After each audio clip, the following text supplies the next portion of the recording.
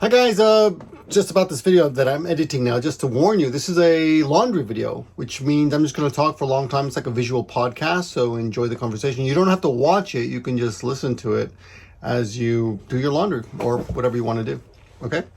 So enjoy. Hi everyone, it's Victor and... I'm Emily Des. Okay, now Emily is going to watch, she's got her iPad with her today, so she's going to just watch things on her iPad while we talk. Because today's subject is pretty heavy, as you can see by the headlines. I don't think Emily wants to take part of this, but she might listen, she might chime in. I'm not going to stop her. I'm wearing my laundry shirt. See? Laundry shirt. Looks like I have a... When I sit like this, looks like I have a gut. I guess I still have a bit of a gut.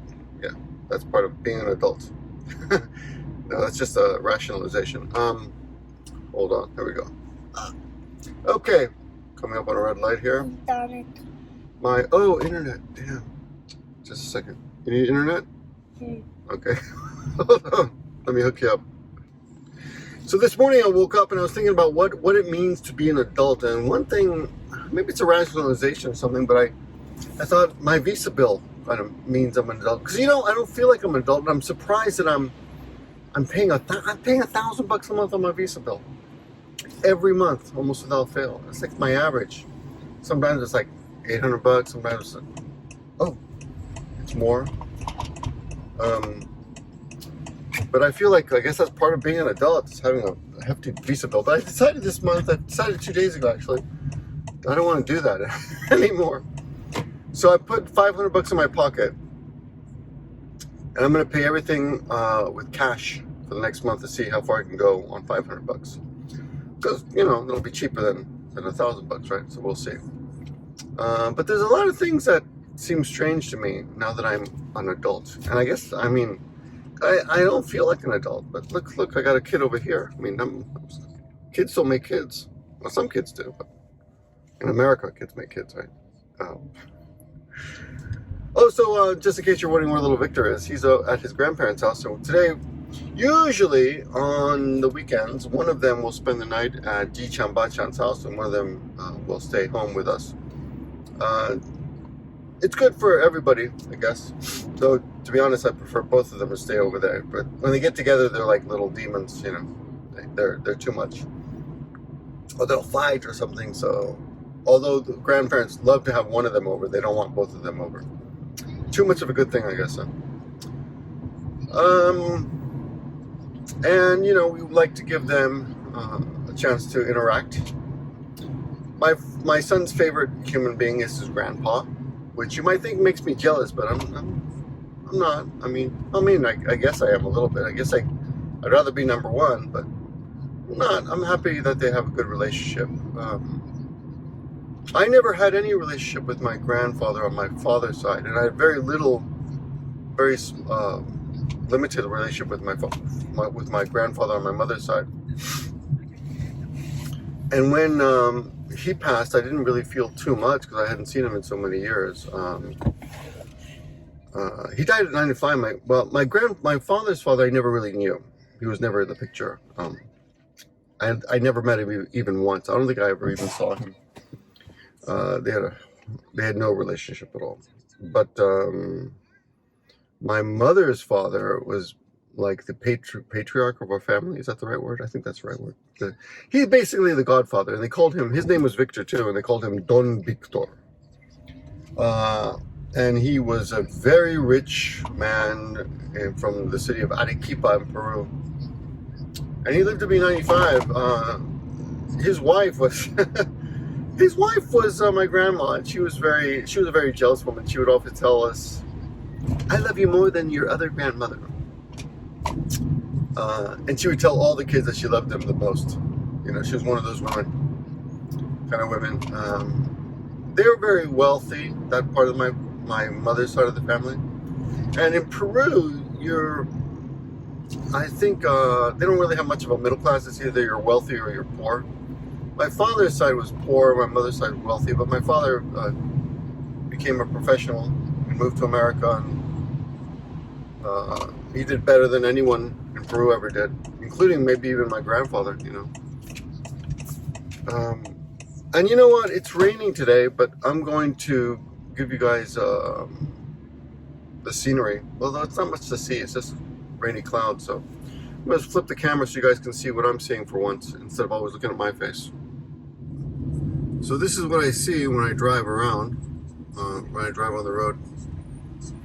It rained yesterday all day, and it just stopped raining this morning, so I guess that's nice.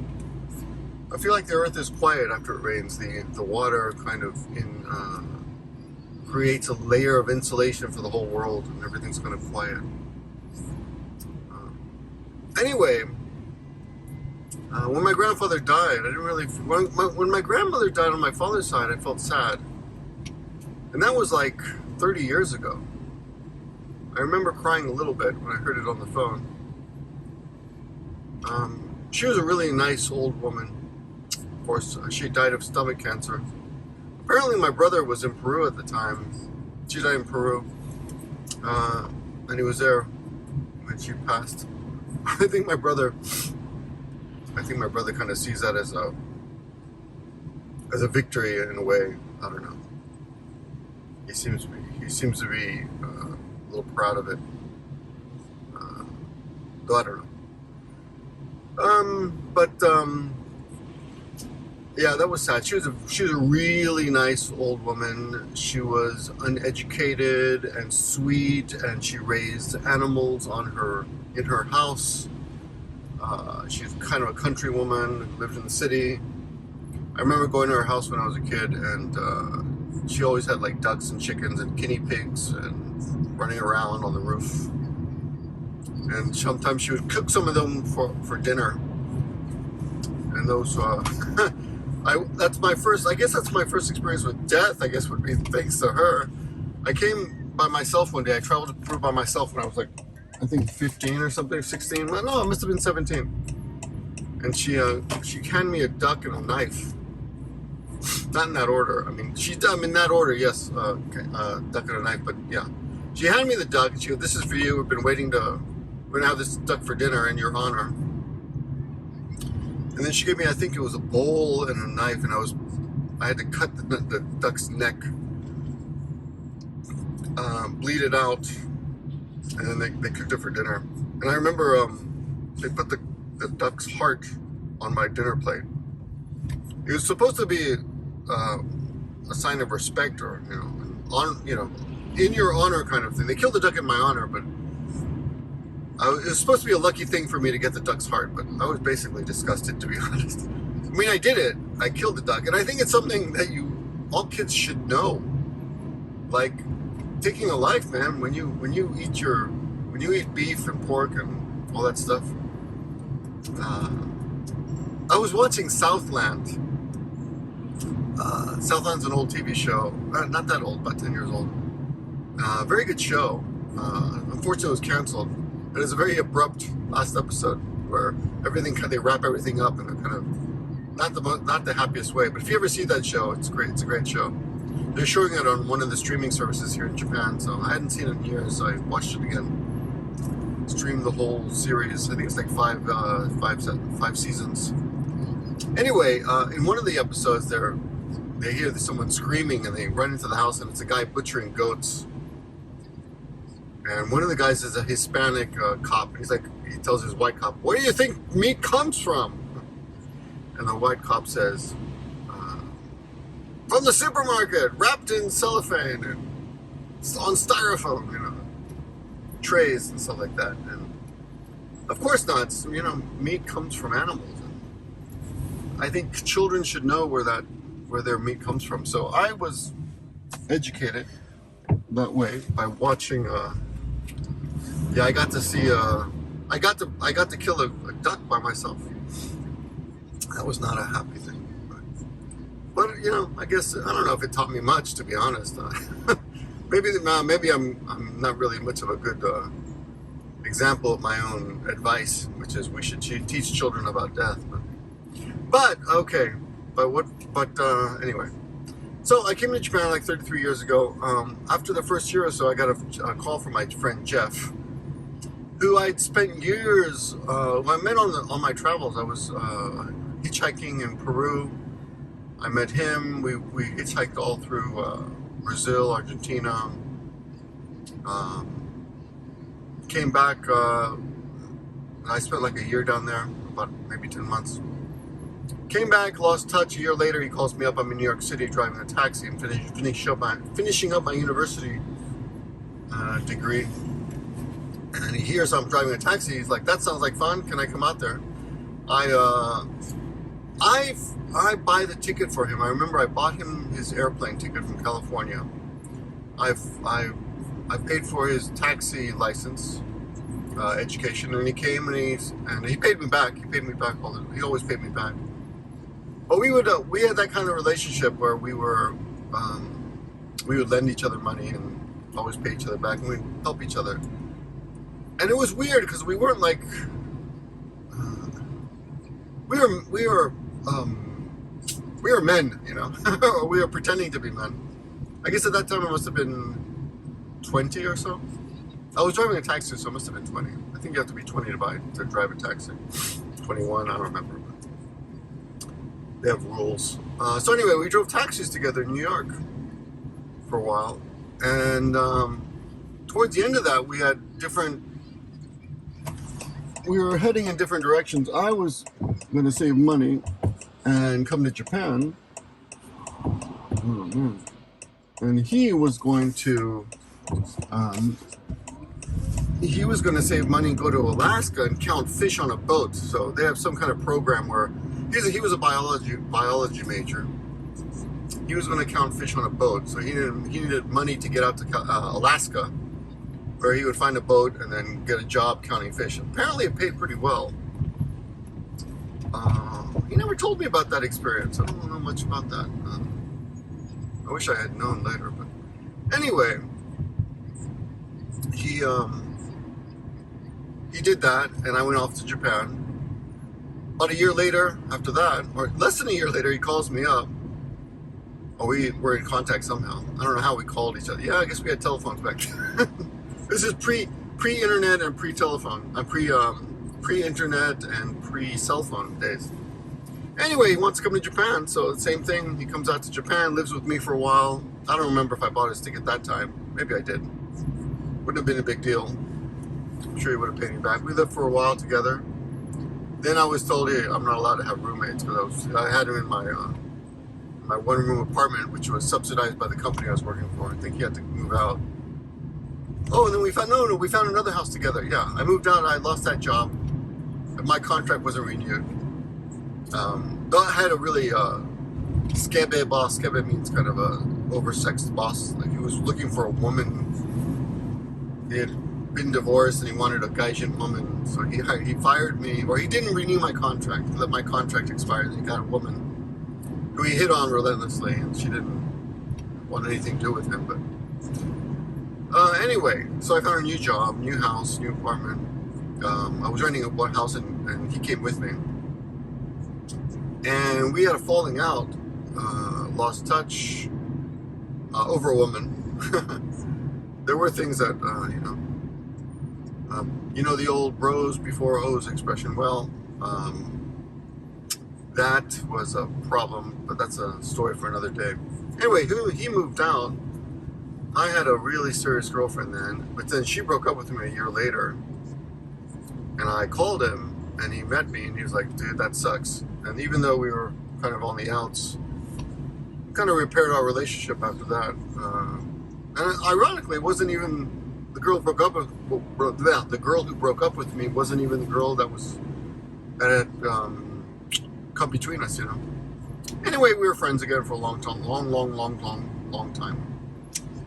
We even bought a bar together, and with two other guys. And then there was a kind of a scandal, which I've talked about on this channel before, but there was four of us, and one of our partners was a woman, and she was in charge of the money because she was an accountant, so we let her be in charge of the money.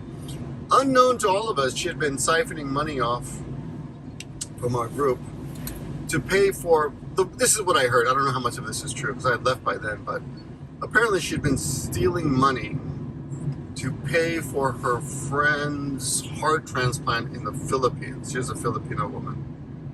And and she had, because the bar that we had gotten into was my idea, and because Jeff and I were such good friends, she made it look like I'm the one who was stealing the money because she figured no one would ever suspect me. But looking on paper, it looked like I had stolen the money. So the group accused me of stealing money, and I, of course, was outraged, really insulted and hurt by this accusation. And I said, if you guys think I'm stealing money, they didn't kick me out of the group. They said, you know, you're on probation. But I was so insulted by the accusation. And also I couldn't explain it because on paper it looked like I was stealing money, and I couldn't explain the numbers. I should have paid more attention to the numbers. We just trusted this Filipino woman to... the fact that she was Filipino wasn't really relevant, except the fact that she was paying for someone in the Philippines to get a heart transplant, which I guess was, it's cheaper in the Philippines, I don't know. Anyway, in the end, I was accused of only stealing $800, but I was accused and I was insulted, so I quit. I left the group, and that was it. I lost touch with the group, and I hated them all, and I dropped out of the gaijin community completely. That's when I started YouTube. Jeff had always had a bad kidney, and he needed a new kidney. I think it was a kidney, it was a liver? I always get confused with kidneys and liver, but anyway, he needed a kidney. His sister came in from California, and he had a kidney transplant. By then, he was married. Well, he'd been married before that, but I mean, yeah. I think he's married twice. I think he had a fake marriage. So I gotta remember that. But I think he married somebody for some reason. I don't remember why. I think he had a paper marriage for some reason. I don't know. Anyway. Or maybe just a long-term girlfriend. So anyway, he got a transplant. Everything was fine. He was recovering in the hospital in Tokyo. One day, they go in there to siphon off some of the pus that had developed as there was pus, you know, from the infection of the liver. It wasn't, something was, I don't know, the kidney, something was happening. And the needle went too far and infected his kidney. So I don't know all the details, of course, but long story short, they had to put him in a chemically induced coma. And because of our falling out, we weren't technically friends, but he had voiced to a mutual friend that he was waiting for me to get over it and, you know, become friends again. He's like, when is he going to get over it? You know? when is he going to get over the fact that I accused him of, me and other guys accused him of stealing money? The funny thing about Jeff was that he was very on paper. He believed everything that was on paper. He was very matter of fact. Like, well, it says you're stealing, so you must be stealing. Even though it never occurred to him that that I would never do that to him. You know, like things like that. He's a little. I want to say a little autistic in one way, but emotionally, he was a little bit off that way. A little bit socially awkward. But a great guy. Or a great guy means just an amazing human being in many other respects, except with social skills, he lacked a little bit. He was in all other respects a superior human being, smarter, faster, you know, stronger, all that stuff. But he was, yeah, he lacked some social skills. Anyway, long story short, I went to Tokyo to see him. I was actually in Tokyo on a YouTube thing. The YouTube had paid for me to go to Tokyo for a big YouTube meeting. And I'd heard that he was in the hospital then, that he'd fallen into a coma, so I wanted to go see him. And his wife said no, because she wasn't sure if he would want me there, because, you know, he was in a coma, and the last she had heard, we'd had a falling out. So I didn't get to see him. And about a year later, he died. Maybe even more, maybe 2 years. He was in a coma for a long, long time, and he died. And I was very, I felt almost, I was kind of empty, you know. I wouldn't say shocked. I didn't know how to feel. So that was my first experience with death. And then since then, 2 other friends in Japan have died. But the worst, I gotta say, where I really was torn up. And of course I miss Jeff every day and I think about him all the time. Don't get me wrong, but I still feel like he's alive, like he's out there somewhere, you know, because he's so much a part of my life for a long time. He was in my life forever. But then anyway, I met my wife. She stuck with me through thick and thin, and we got married. And her brother, last October, on October 10th, she gets a call that he is fallen down in a convenience store, and I was at school, and she's like, "You got to pick up the kids. I got to go to the hospital." And she had a falling out with his wife, so we'd been avoiding them or staying clear of them for a couple of years, like right as COVID started. We used to spend every weekend with them, and they were a big part of our family. You know, he had 2 kids, and we would spend the weekends with his family and their kids, and it was great. But then because of the falling out, another falling out, right? We've kind of given each other space. She said, "I want space. I want my own family. I want to spend time with just my family. I don't want to share anymore." And it was a long story. I should talk about that. It's going to take forever, but I was a bit bitter because I was like, God, I didn't do anything. I mean, all the kids, I felt like my kids and her kids were being punished because of their disagreement. They didn't like each other that much. So. And the brother and I were fine. I wouldn't say we're great friends, but we got along well, and he was very friendly. And it was funny. I was invited to his wedding, and I didn't go because I wasn't sure if I was going to marry my wife yet. And I didn't want to give the family, the wrong idea that I was a keeper. So I didn't want to go to the wedding. So I never saw them get married, but they got married, and I didn't know this, but they had known each other since they were kids. Him and his wife, like they were 10 years old or something. And he died at the age of 50, so they knew each other for 40 years. Anyway, he keeled over from high blood pressure, some complication with his heart. His heart basically blew up, in a convenience store parking lot. And my wife went to the hospital, and he was dead. And it was really goddamn sad. It was sad. So I'm glad the camera's not on me now. You don't have to see my sad face. But he was a really great guy. I mean, like I said, we weren't super close, but he was a great guy. And he bathed my kids, some weird thing in Japan. When my kids were tiny, we would all spend the evenings together on Saturday nights at the grandparents' house, all of us. My family, his family, so his 2 kids, my 2 kids. And Emily hated taking a bath with him. She would scream, just because she's shy, And she hated taking a bath, but anyway. It was kind of funny. But he would bathe our kids all together, like all 4 kids would be in the bath together. And he would be like watching over them to make sure everyone was safe. And he usually did it. It's kind of the man's thing to do in Japan. The man bathes the children. It's kind of our job. I did that for a while too when I was at home. But on Saturday nights he would take care of the job. Anyway, it was very, very sad. My wife called me from the hospital and said he's gone.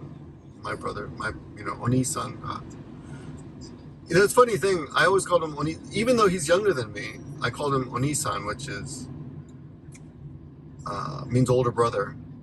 So in Japan, you call people, even if it's not in your family. Like for example, you meet a family who's got 2 kids, you would call the older kid Oni-san, even if it's not your brother. You just go, "Hey, the older brother kid," Anyway, he was my wife's older brother, and she called him Oni-san, so I called him Oni-san, and even his parents called him Oni-san.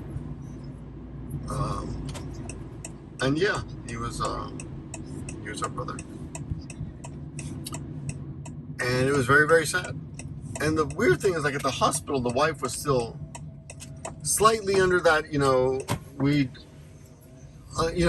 my wife and his wife were on the outs. In the hospital, she was a little bit cold, but after that, she apologized for being angry. It was really her choice, to be honest. She had a problem with my wife. It wasn't. She had a problem with Yoko. It wasn't the other way around. But yeah. So we went to the funeral a few days later, and first we went to their house, and his body was laid out on a tatami mat, and Amelie and Bick got to see the body, and it was really interesting that the wife was really encouraging to the children to go ahead and you can touch him and you can say goodbye. You can pray at the altar for him, the little altar for him. Emily, do you remember when you met Mama's brother, Onisa? You remember? Yeah.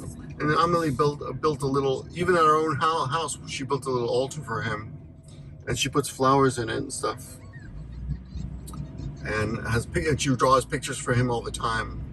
Even though she barely remembers him, she knows that he was important to my wife and to us. And yeah, she has a little altar she built for him at our own house. Anyway, when he died, his body was there, and it was covered with dry ice. They had put dry ice on the body, and it was covered in a kind of kimono. And he looked great. He looked alive. It was the weirdest thing. The dry ice had started burning parts of his body where it was lingering too long, you know.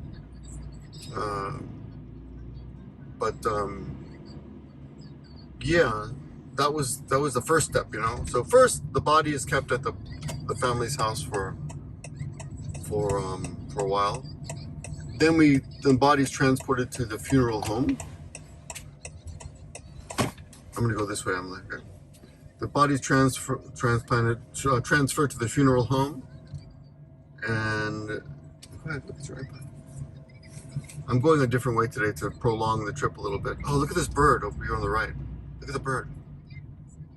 Sometimes you see these birds are usually really quite skittish. See that bird there, right in the middle? Yeah, look at that. Oh. There he is. They're quite skittish, these birds.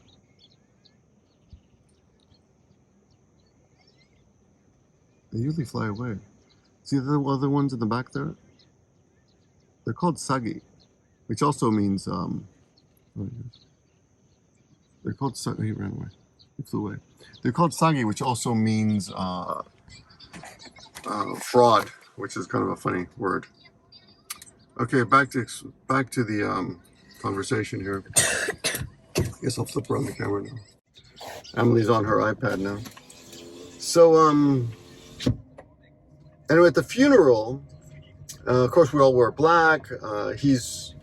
There's a kind of a paper coffin, not a wood coffin, but it's a very thin, light wood, because he's going to be cremated, right? And people come in and they pay some money. They give some money to help out the family. A little bit like maybe Italian funeral. I don't know.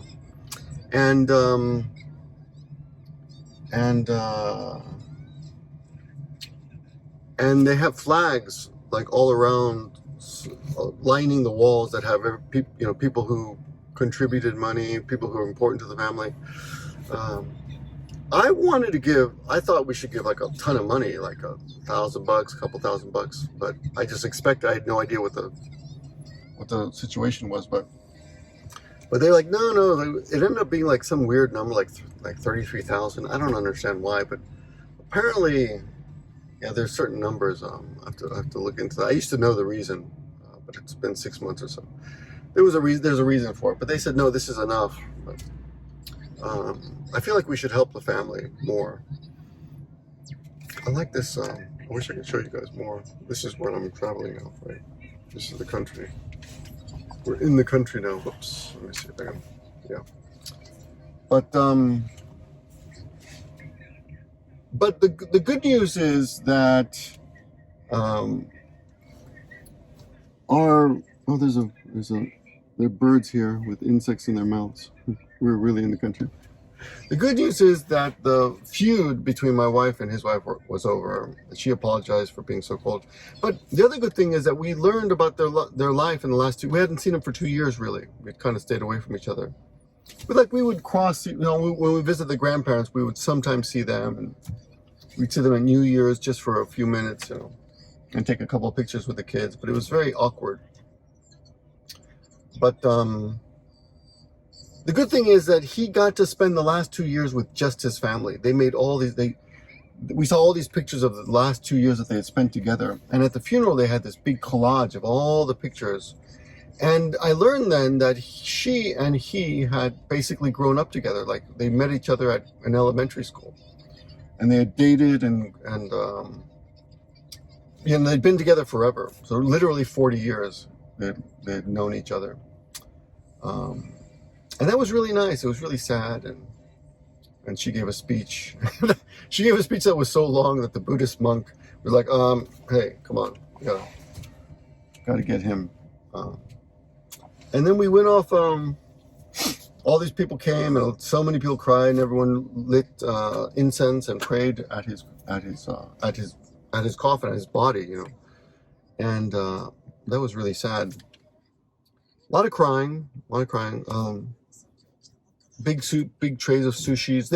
They took all the photographs from I think one of the kids or the mom maybe took all, or I don't know who did it, but someone took all the photographs, and they made books and they laid them out on many tables, and people were there was like a waiting room where people ate dinner later, with all these photo albums, and so they could look back at his life. And he was fishing and out with the kids and traveling around, and a lot of pictures with him and the kids and his family. And I got to see how they had spent the last 2 years, and it was really, I felt like even though we missed out on his last 2 years of his life, that I was happy that at least he could spend them with his own family, the people that were the most important to him, right? That was really nice. I was amazed at how many people came to his funeral. Like, there was just so many people.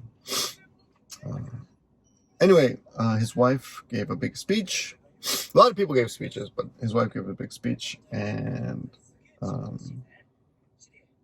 don't think Yoko gave a speech. I don't remember, but I don't think she gave a speech. It was just his wife, and I think it was his boss at his company, because his boss had no children, and his boss had basically tapped him to take over when he was going to retire. His boss has kind of adopted him in a way. He was doing such a great job. He was going to retire soon, and he was going to have him take over the company. So his boss was really devastated. And even at the crematorium where we went, they burned his body, and during the cremation, I didn't say burn his body, they cremated his body, but during the cremation, we all went to another room and had chips and sodas and coffee while we waited and, talked. And when we came out, they have these special long chopsticks that are uneven that you use to pick up the bones, and they prepared the bones in these little canisters and gave them to anybody who wanted. And it was, usually people don't usually take that, but I think his parents took some. Of course, his wife and family took some, and the owner of the company took some. And he said he would keep them. He would keep the remains, the bits of him, the cremated parts of him, the little bones that were not all completely burned, at a little altar that he had at his home. So people have little altars in their homes. A lot of people have altars in their homes. We have at my grandparents' house, we have a little altar, which I will show you at the end of this video. Or throughout this video, I'll show you. I don't know, maybe now even. So that was death, And it's funny, like, my wife makes death is treated, everyone treats death a little bit differently. I was really. I don't really cry. I don't think of myself as such a crybaby, but I cried quite a bit. It was pretty tough. To see other people crying as well. And man, the kids, like his daughter is 16 and his son is 13. That's pretty tough to lose your dad. They used to go fishing on the weekends. Yeah. But it taught my kids quite a bit. And oh my God, the most important part of this video, man. At the when we went to the family's house, and his body was there, my son claims that he saw him there, like he's there. So they have this thing that some kids in Japan can see the ghost, the spirits. Emily, Did you see Onisan after? Did you see his ghost? Did you see his ghost? No? Big saw his ghost, right? You don't know? You don't know what I'm talking about? Okay. That's good. I don't want to.